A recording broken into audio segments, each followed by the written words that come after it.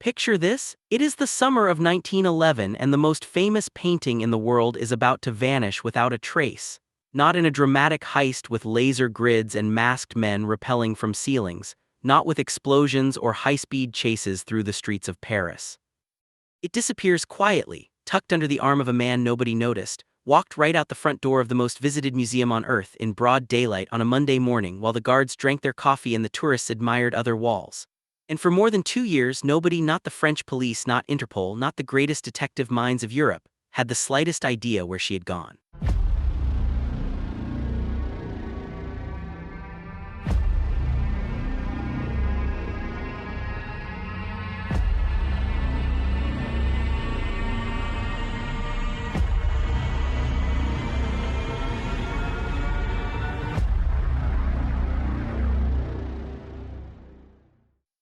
This is the story of Vincenzo Peruggia, the man who stole the Mona Lisa.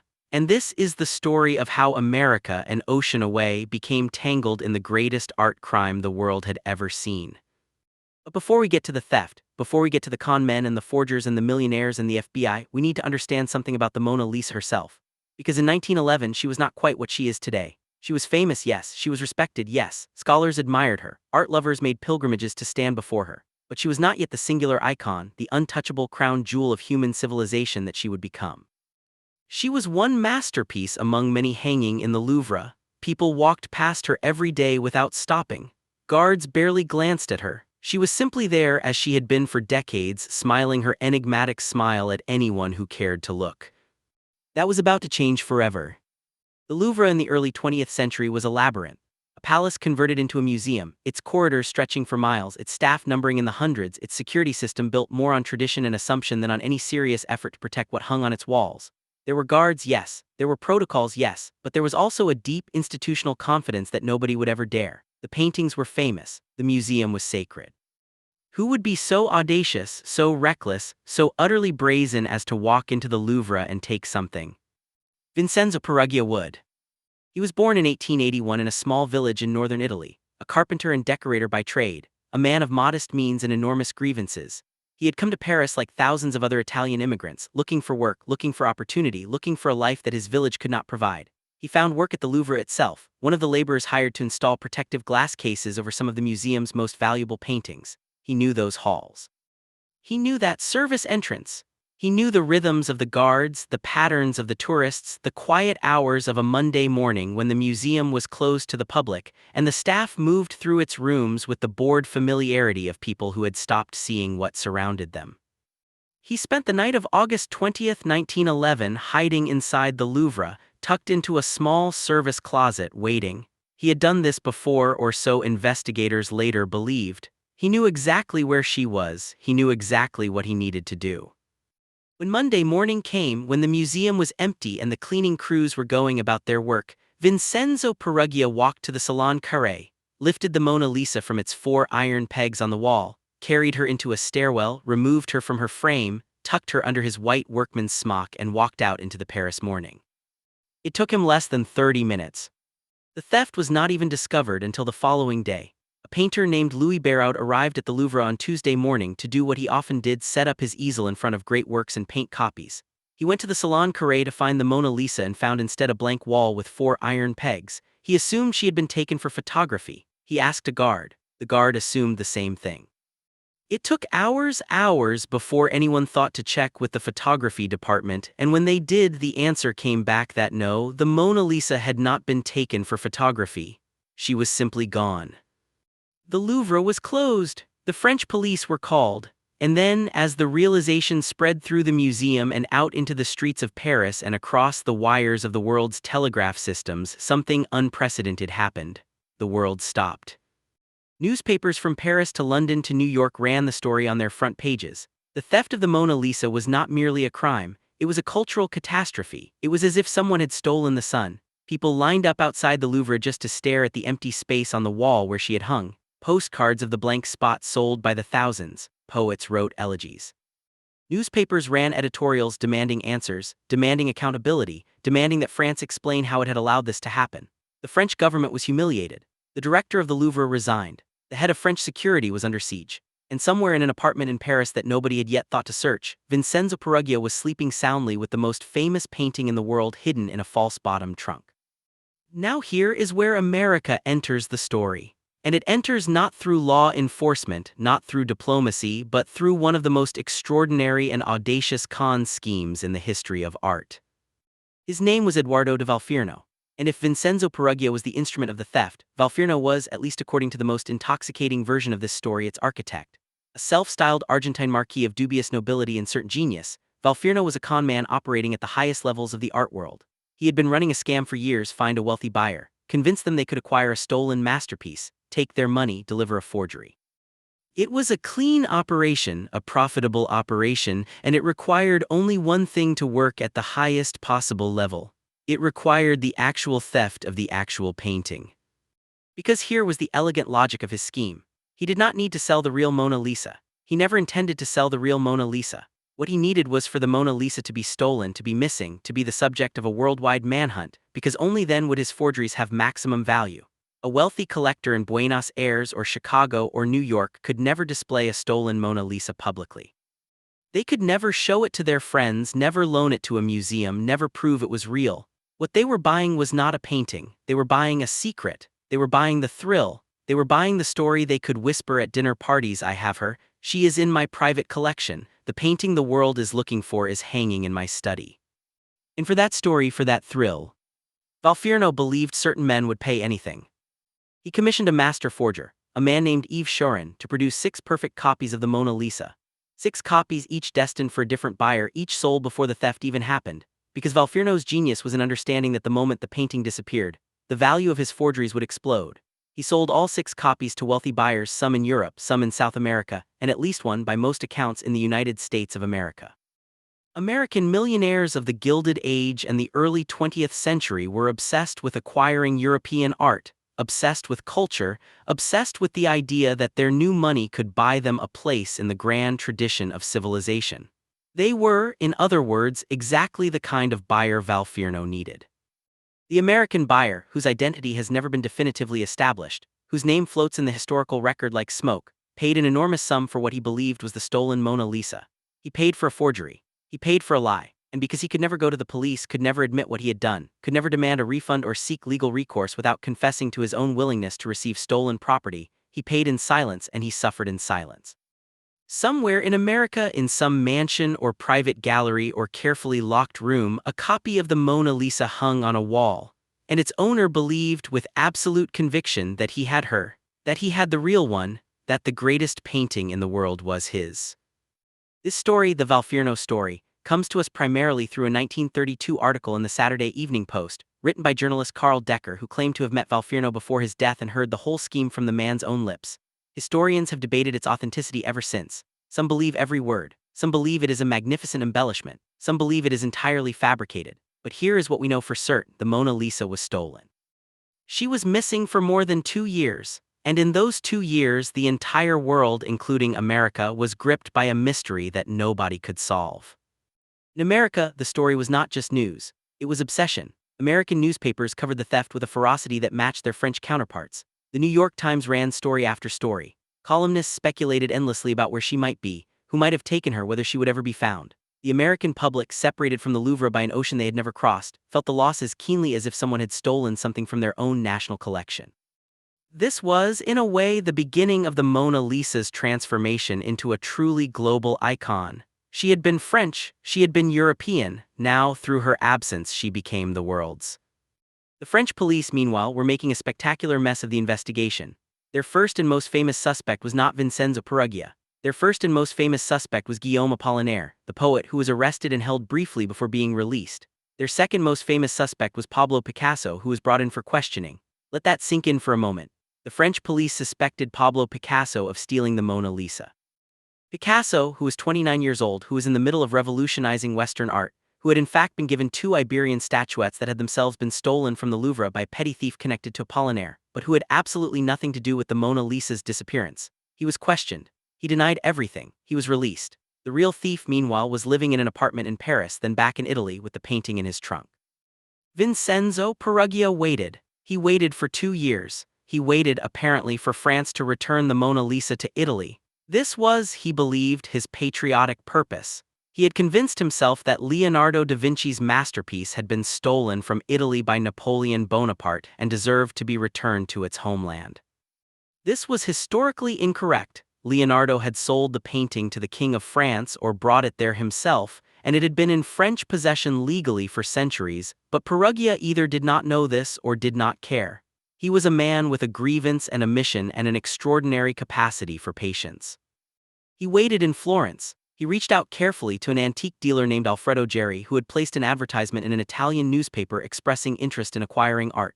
Peruggia signed his letter with a pseudonym Leonard, in a touch of either irony or obliviousness, naming himself after the painting's creator. He said he had something extraordinary to offer. He said he wanted to return a treasure to Italy. Geri, intrigued and cautious, brought in Giovanni Poggi, the director of the Uffizi Gallery, and together they agreed to meet this mysterious correspondent. The meeting happened in a Florence hotel room in December of 1913. Peruggia arrived with his trunk. He reached under the false bottom and produced a package wrapped in red silk. He unwrapped it and there she was. 2 years and 4 months after she had vanished from the Salon Carré, the Mona Lisa reappeared in a hotel room in Florence, smiling her eternal smile, apparently entirely unharmed. Geri and Poggi examined her, confirmed she was genuine, her markings, her wood, her details matched the records, and then made an excuse to take her to the Uffizi for further examination. Once she was safely in the museum, they called the police. Vincenzo Peruggia was arrested. He was tried, he was convicted, and here in the gap between what he did and what he received as punishment, the story takes one of its strangest turns. He was sentenced to 1 year and 15 days in prison, later reduced on appeal to 7 months and 9 days, for stealing the Mona Lisa, for walking out of the Louvre with the most famous painting on earth and hiding her for more than 2 years, 7 months.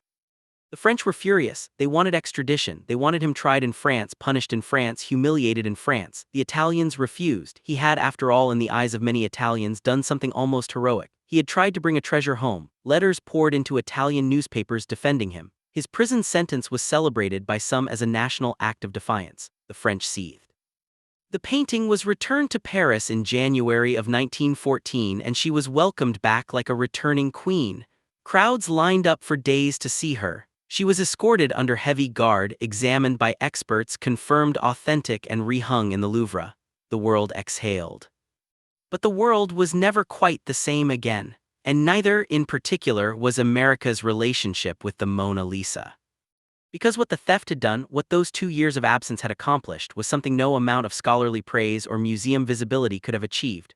The theft had made her famous in a new way, not famous as a great work of art, famous as a lost thing, famous as a mystery, famous as a desire. The Mona Lisa was no longer simply a painting. She was the painting someone had wanted badly enough to steal. She was the painting that had defeated French security, baffled police, and held the world in suspense for over 2 years. She was the painting that someone, somewhere, believed was worth any price. American culture absorbed this completely. American newspapers had built their readership on her disappearance. American readers had invested emotionally in her return. American millionaires, whether or not any of them had actually purchased a Valferno forgery, now understood that the Mona Lisa occupied a category entirely her own. When Marcel Duchamp drew a mustache on a postcard reproduction of her in 1919, he was making a statement about art and commerce and celebrity. And when Andy Warhol silk-screened her face decades later, he was acknowledging something that had been true since 1911. She was not just art. She was the most famous image in the world, and America had played a role in making her that. There is something specifically American about the appetite that Valferno understood and exploited. The desire to own what cannot be owned. The belief that enough money can acquire anything, including something that belongs to everyone. The fantasy of the private collection, the secret masterpiece, the great work hidden away for one person's eyes. This is not exclusively American, of course. It is a human impulse.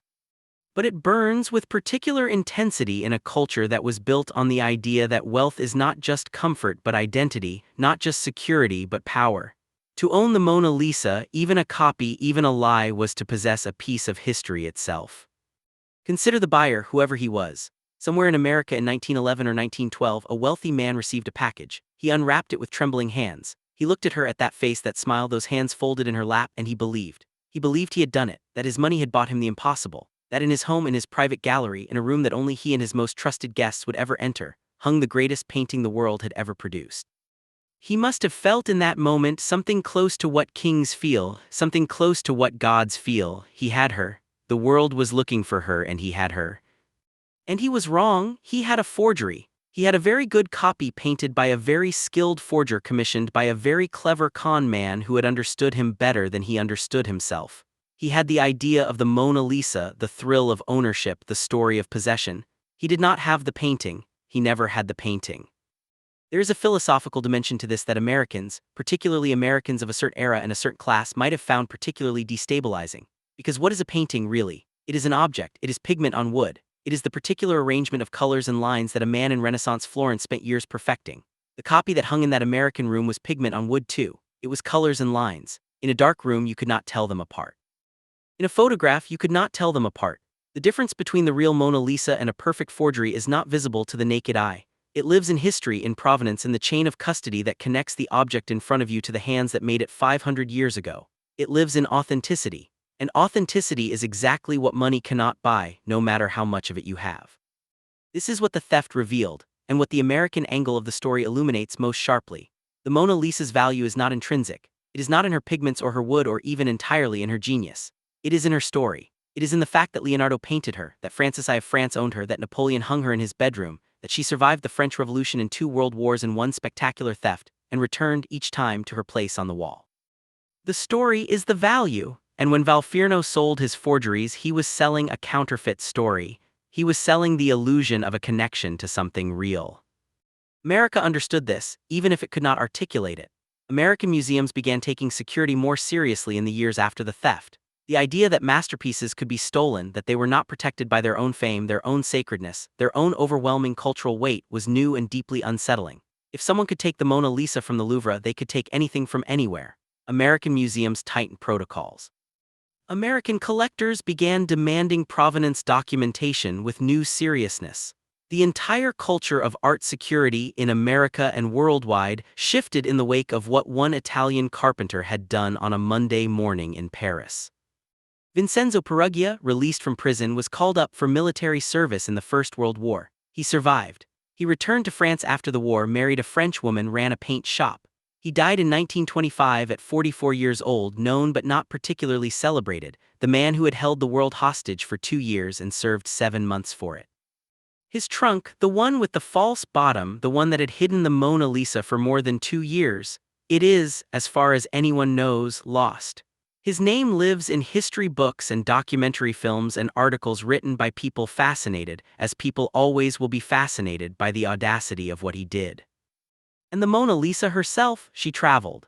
In the 1960s, she made her most famous journey across the Atlantic to America. In December of 1962, she was packed into a specially built, humidity-controlled case and loaded onto the ocean liner France, escorted by French security officials and representatives of the French government. She arrived in New York on December 19th, and she was transported to the Metropolitan Museum of Art, and the lines that formed to see her stretched around the block. 40,000 people a day came to stand before her. President John F. Kennedy attended the unveiling at the National Gallery in Washington, and First Lady Jacqueline Kennedy, who had personally championed the loan, stood beside the French Minister of Culture André Malraux as this small, dark painting on a poplar wood panel was revealed to a roomful of luminaries. It was a diplomatic triumph for France, it was a cultural moment for America, and somewhere, possibly, in the back of someone's mind, or perhaps in the private thoughts of a few very old men in very large houses, there was the awareness that this was the painting, the one that had been stolen, the one that had been lost, the one that someone somewhere had believed they possessed privately, in secret, in the dark. She was back, she was real, and she was smiling. The mystery of Eduardo de Valfierno and his American buyer was never officially solved. No arrest was ever made for the conspiracy if it existed. No buyer was ever named. No forgery was ever definitively identified as one of the 6 Schuring copies. Valfierno died possibly in 1931, having apparently confessed the whole scheme to a journalist, but having otherwise left no trail that investigators could follow. The Saturday Evening Post article was published after his death, when he could neither confirm nor deny it, could neither be prosecuted nor celebrated. It stands in the historical record as a magnificent maybe, a story that explains everything and proves nothing. But consider what it means if it is true. Consider what it means that at the moment of the world's greatest art crime, the operative intelligence was not French or Italian but South American, and that its market, the buyers willing to pay for the impossible, included America. Consider that the theft did not just reveal a gap in French museum security. It revealed a gap in human nature, the willingness to possess what should not be possessed, the hunger to own what belongs to everyone. The readiness of wealth to believe that it is exceptional, that the rules which govern other men do not apply to those who can afford to ignore them. In the end, nobody won. Peruggia served his sentence and died obscure. Valferno, if he existed as described, died wealthy but in shadows, unable to claim credit for his masterpiece. The American buyer, if he existed, spent years believing he owned a painting he did not own, and could never speak of it, could never share it, could never enjoy it in the way that great art is meant to be enjoyed, publicly, communally, in the presence of others who stand before the same canvas and feel the same awe. His stolen joy was a prison, his private treasure was an empty room. The Mona Lisa went back to Paris. She went behind thicker glass under better lighting in a more protected position. She became more famous than ever, more visited than ever, more discussed than ever. Today she hangs in the Salle des Etats in the Louvre, protected by bulletproof glass and multiple layers of security, the most visited artwork on Earth, seen by millions of people every year who wait in long lines and crane their necks and hold up their phones to capture an image of something they can see for free anytime they want online. She is smaller than they expect. She is darker than they expect. She smiles her ambiguous smile, and she keeps whatever secrets she has. She has survived everything: theft and war and politics and time and the peculiar modern hunger that makes people want to photograph the thing rather than simply see it. She has survived Leonardo's death and Napoleon's bedroom and a madman who threw a rock at her and another who threw acid and another who smeared red paint on her protective glass. She has survived the obsession and the greed and the con games and the forgeries and the newspaper headlines and the think pieces and the YouTube videos and the Reddit threads. She has survived all of us, and she will survive whatever comes next. But there is a Monday morning in August of 1911 that lives inside her story like a heartbeat. A morning when a man in a white workman's smock walked into a stairwell and performed the simplest, most audacious act in the history of art. He picked her up and he walked away. And the world discovered in the terrible silence that followed that some things are so important that you do not know what they mean to you until they are gone. America learned this with the rest of the world. America grieved with the rest of the world. And when she came home 2 years and 4 months later and was displayed again in the Louvre for all to see, America celebrated with the rest of the world. Because the Mona Lisa does not belong to France. She does not belong to Italy. She does not belong to the Louvre or the French state or the memory of Leonardo or even to the memory of the woman some believe sat for her portrait in a studio in Florence 500 years ago. She belongs to everyone. That is what the theft proved. That is what those 2 years of absence screamed into the silence of the world. You do not know what you have until it is gone. And what we have, what all of us have across every border and every ocean and every cultural divide is her, that small painting, that ambiguous smile. That woman who has looked at the world for 5 centuries and given nothing away. She is still looking, she is still smiling, and she still knows something we do not.